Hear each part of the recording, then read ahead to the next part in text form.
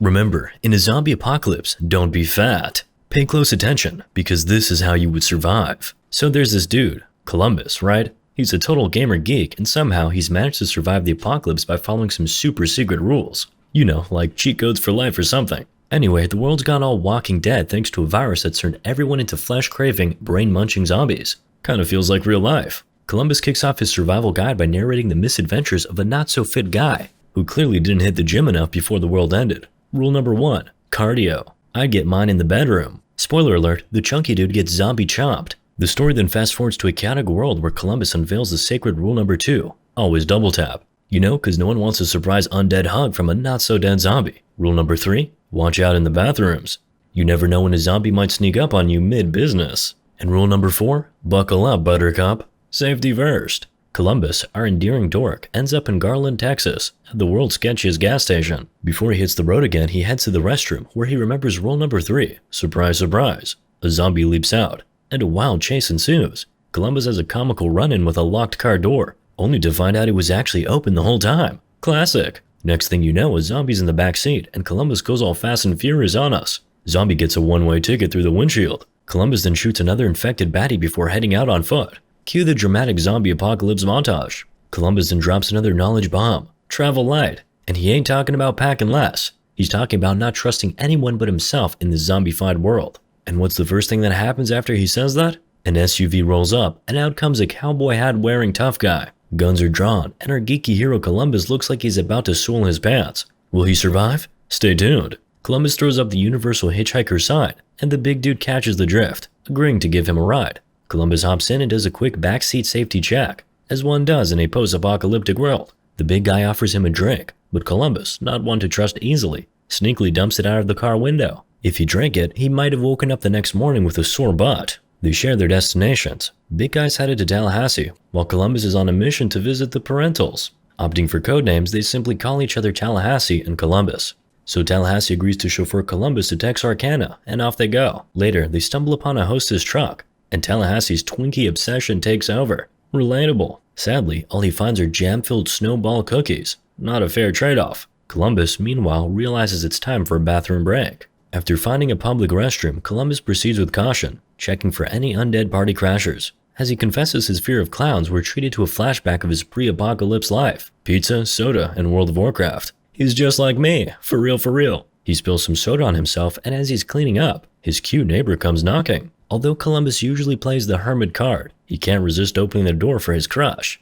She tells him her harrowing tale of a homeless man who tried to bite her. The two cuddle up and drift off to sleep, only for Columbus to be rudely awakened by his now zombified neighbor. He grabs a blender, but hesitates to use it on her. He shuts himself in the bedroom, but the neighbor's ankle pays the price. Columbus retreats to the bathroom where the zombified neighbor corners him. He goes MacGyver on her, using a shower curtain and detergent to escape, and then gives her a toilet lid send-off. But she is persistent, so Columbus has to go full zombie hunter and deliver the final blow. Back to the present, our dynamic duo spots a zombie chowing down on some human takeout. Tallahassee gets creative, using the car door to smack the zombie in the face. Next stop, a grocery store for those elusive Twinkies. Inside, Tallahassee serenades a zombie with a banjo before smashing its face in. Their undead welcoming party continues with another zombie, death by baseball bat, and a big old zombie taken down with scissors. After this impromptu zombie slaying spree, they meet a woman named Wichita, who's in need of a helping hand. The two dudes bump into Little Rock, the alleged little sis. Wichita spills the beans, saying Little Rock would rather kick the bucket than become a zombie snack.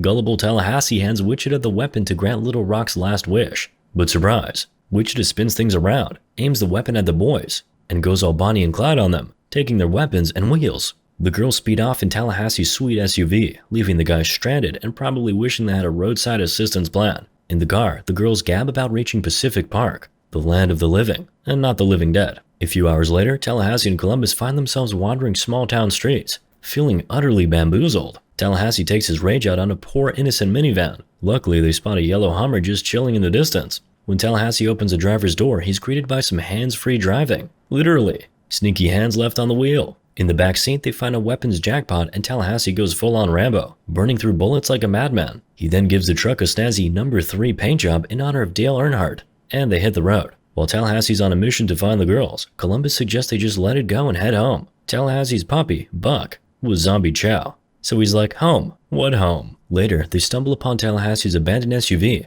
Tallahassee checks it out, finds Zilch, and calls Columbus for a lift. Little did they know, Little Rock was playing hide and peekaboo in the backseat. She pops out, weapon in hand, and has Columbus honk the horn to summon her partner in crime, Wichita. She takes charge and orders Columbus out of the car but eventually agrees to give them a ride. Cue the flashback.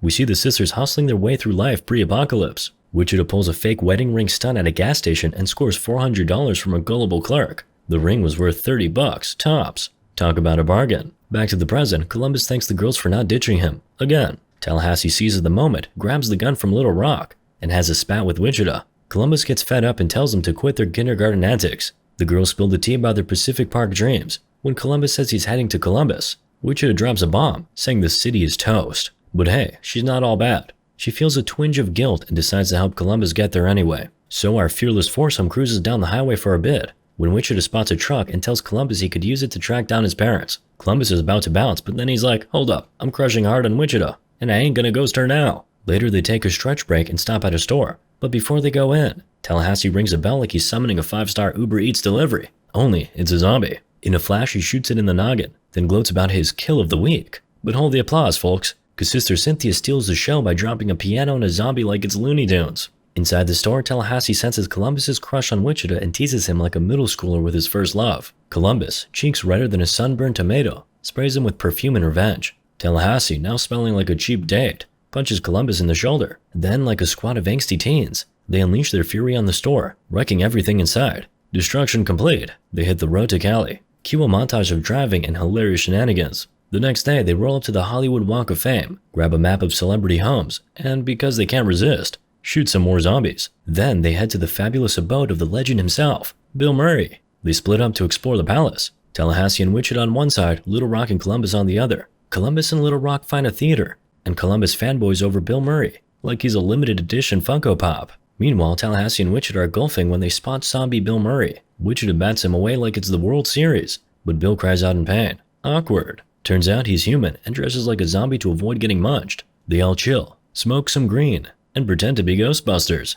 Because why not? Later, they decide to prank Columbus and Little Rock, who are watching Ghostbusters. Fitting, right? Bill tries to spook them in full zombie mode, but Columbus freaks out and shoots him. Oops, my bad. Too late for apologies though. That night, they play Monopoly in Bill's honor and dish about the best and worst moments of Zombieland. Tallahassee gets all sentimental, admitting that losing Buck was the toughest part. Pass the tissues, please. As Tallahassee keeps blabbering about Buck, Columbus gets a sneaking suspicion that Buck wasn't a cute little puppy, but Tallahassee's son. Awkward. The group starts to connect like a bunch of mismatched puzzle pieces. Columbus and Wichita are soon boozing and dazzling like there's no apocalyptic tomorrow, while Tallahassee goes full dad mode, teaching Little Rock how to pop zombie skulls with a rifle. Just when things are getting steamy between Columbus and Wichita, Tallahassee pops up, asking for a hand moving a couch. The next morning, our lovable boys find the girls have ghosted them, leaving with their car. Woman moment. The sisters arrive at Pacific Park, a seemingly zombie-free amusement park. They light it up like a Christmas tree, attracting all the nearby zombies like moths to a flame. Columbus, on his motorcycle, wipes out in a bush. Smooth, buddy.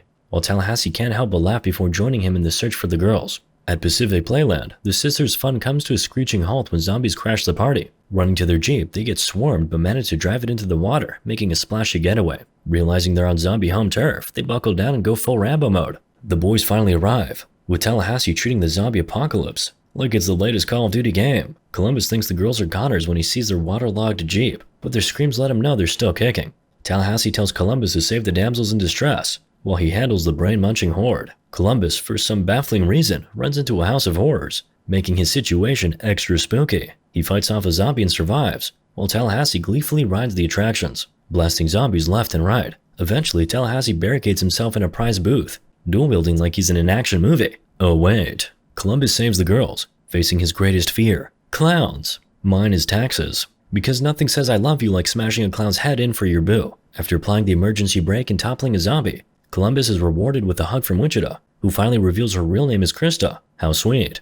They search for Tallahassee, who's bummed about not finding Twinkies in the snack store. Just as Columbus shoots a door open, they find a box of Twinkies destroyed by his bullet. Tallahassee's outrage levels up when the girls take off in the car again. But surprise, they're just pulling their legs. Little Rock tosses Tallahassee a Twinkie, making his snack dreams come true. Together they hop in the car and drive off to their next wild adventure. Moral of the story? Don't be fat.